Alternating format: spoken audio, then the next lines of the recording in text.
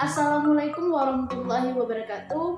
Perkenalkan, nama saya Ibannya, NIM 2205020051. Perkenalkan, nama saya Rasmidanita Sanjaya, NIM 2205020055. Kami dari Prodi Ilmu Administrasi Negara, Fakultas Ilmu Sosial Ilmu Politik. Di video kali ini kami akan memenuhi tugas mata kuliah Asas Manajemen dengan dosen pembimbing Dr. Fitri Kurnianingsi, SSOS MSc. Selamat menyaksikan. Baik, saya akan menjelaskan materi yang kedua, yaitu menjadi pemimpin yang baik, bijaksana, dan adil. Menjadi seorang pemimpin yang baik dan bijaksana tidaklah sulit. Anda perlu mengendalikan diri lebih dalam untuk menemukan cara menjadi pemimpin yang sesuai. Cara yang pertama yaitu temukan gaya untuk motivasi tim Anda. Cara menjadi pemimpin yang pertama adalah Anda harus menemukan gaya sendiri untuk memotivasi tim. Memotivasi tim sendiri memang membutuhkan kerja yang cukup berat, apalagi ketika masalah muncul seiring berjalannya waktu. Kalau sudah begini, Anda jangan langsung mengeluarkan sikap menyalahkan. Tentu saja itu adalah keputusan emosi yang buruk karena hanya memunculkan masalah baru lainnya.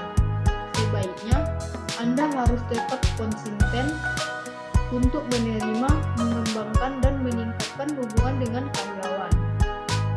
Menghadapi tantangan sebagai satu tim adalah salah satu tugas dari kacamata posisi tim pemimpin. Anda bisa mulai meminta masukan dari bawahan karena itu menjadi salah satu sumber perilaku dan bersikap yang baik. Cara yang kedua yaitu berkomunikasi dengan jelas, profesional, dan sering.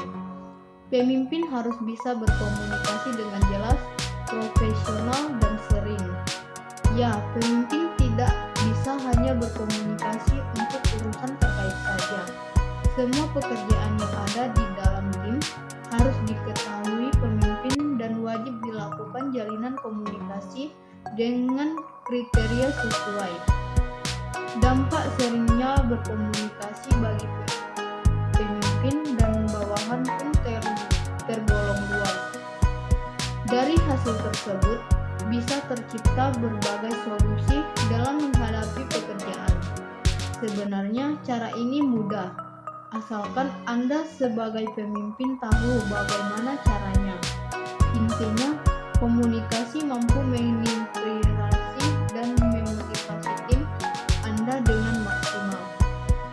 Yang ketiga, yaitu luangkan waktu untuk mengembangkan karyawan dan karir mereka. Tips selanjutnya adalah meluangkan waktu untuk mengembangkan karyawan serta langkah karir mereka. Sebagai pemimpin, Anda juga pernah merasa takut dilangkahi atau dilewati oleh anak buah sendiri.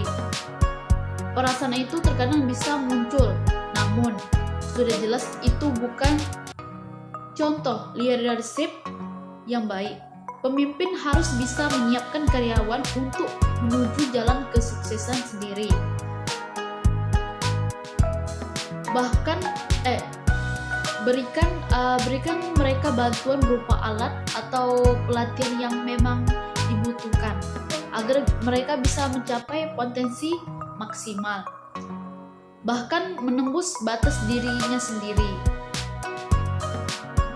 Dukungan setiap individu untuk melihat lebih dalam apa kekuatan mereka dalam bekerja.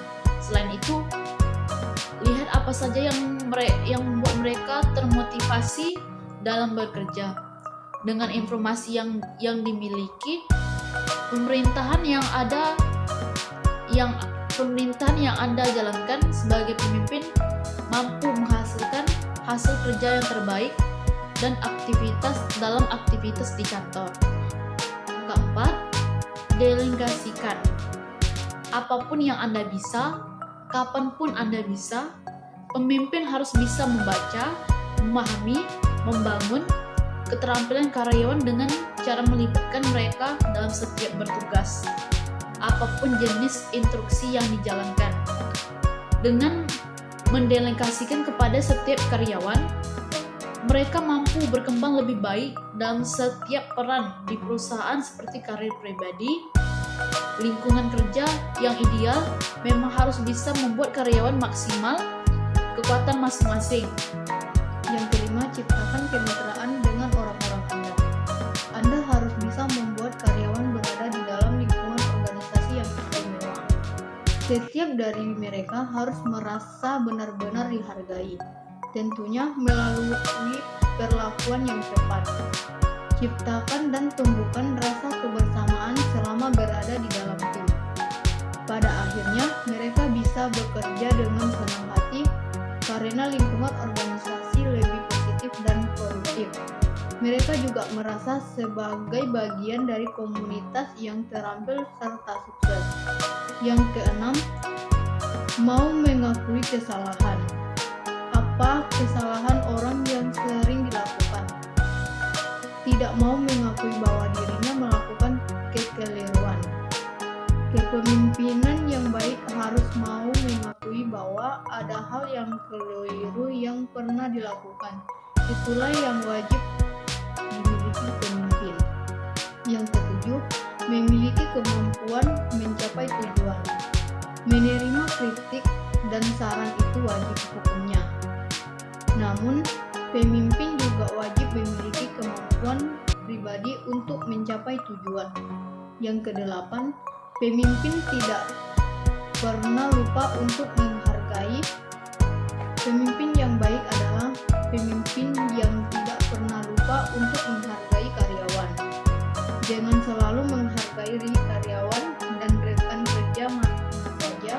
Anda akan membantu para pekerja untuk membangun rasa percaya diri dan meningkatkan produktivitas dalam kerja. Ada titipan pun. Siang-siang pergi ke kota, jangan lupa beli alpukat.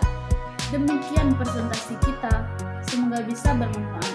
Apabila ada kata-kata yang salah ataupun kurang berkenan, kami mohon maaf. Kami akhiri, wabillahi taufiq wal hidayah. Wassalamualaikum warahmatullahi wabarakatuh.